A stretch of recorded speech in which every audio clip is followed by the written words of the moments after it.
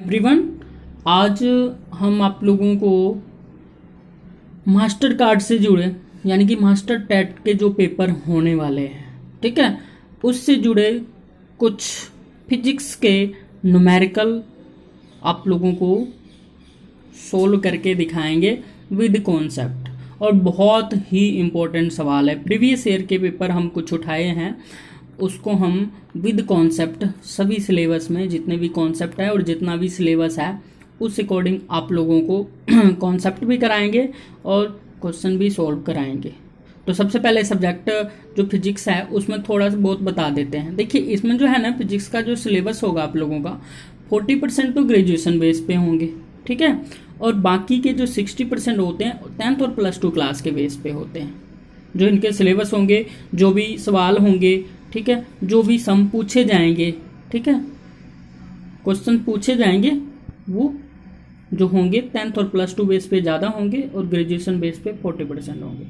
तो previous year के paper हमने उठाए हैं ताकि उससे जुड़े कॉन्सेप्ट और सिलेबस दोनों आप लोगों का क्लियर हो जाए।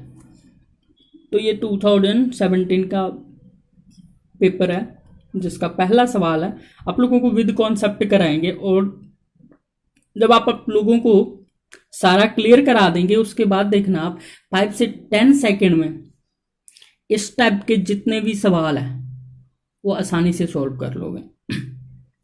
तो पहला सवाल है, for blue light a transparent material has a relative permittivity, जिसे हम डाइलेक्ट्रिक कांस्टेंट भी बोलते हैं, of 2.1 and relative permeability of 1.0 if the speed of light in vacuum is c, the phase velocity of the blue light in an unbounded medium of this material।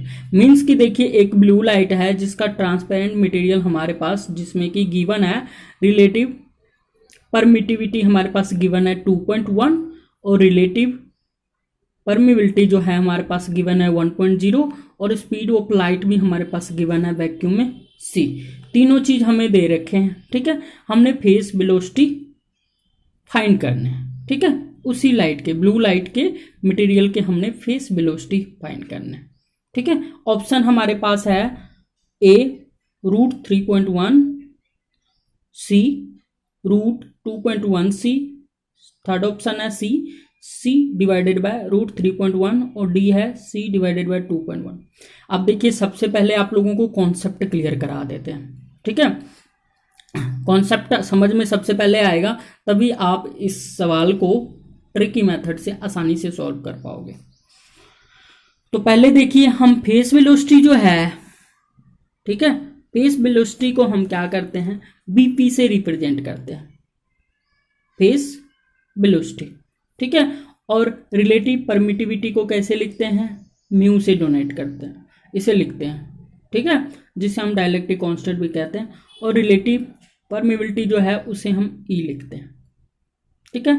अब देखिए, इस तीनों के बीच रिलेशनशिप क्या है, रिलेशनशिप बिटवीन देम, इन तीनों के बीच relationship क्या है, जो बीपी है, BP equal to C divided by √μ into E, ठीक है। मीन्स कि जो फेस वेलोसिटी होता है वो किसके इक्वल होता है, light of speed divided by relative permittivity multiply by relative permeability, ठीक है।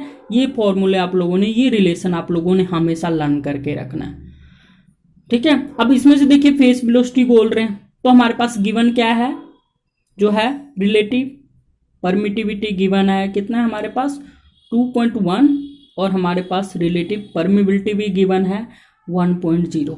अब क्या करना है, देखिए हमारे पास रिलेशनशिप पहले पता है, अब हमने क्या करना है, ये वैल्यू यहाँ पे पुट कर देना है, पुट कर दो, क्या आ गया, c डिवाइडेड बाय 2.1 मल्टीप्लाई 1.0, कितना आ गया, c डिवाइडेड बाय √2.1, ठीक है। अब देखिए डायरेक्ट आंसर कितना आ गया, डी।